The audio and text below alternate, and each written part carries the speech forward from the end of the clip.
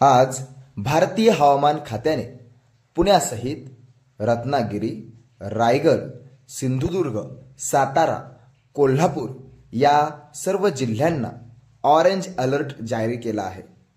पुणे जिल्ह्यातील पुरंदर तालुक्यात रात्रीपासूनच सुरू असलेल्या पावसामुळे कऱ्हा नदीची पाणी पातळी वाढलेली आहे।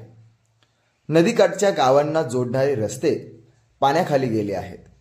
त्यामुळे काही गावांचा संपर्क तुटला आहे। पुरंदर तालुक्यातील खळद व एकतपूर मुंजवडी या गावांना जोडणारा हा रस्ता पाण्याखाली गेला असून पाऊस असाच सुरू राहिला तर नदी पात्रातील पाणी मोठ्या प्रमाणावर वाढून पूरसदृश्य परिस्थिती निर्माण होऊ शकते। त्यामुळे नदीकाठच्या नागरिकांनी सतर्क राहण्याची गरज आहे।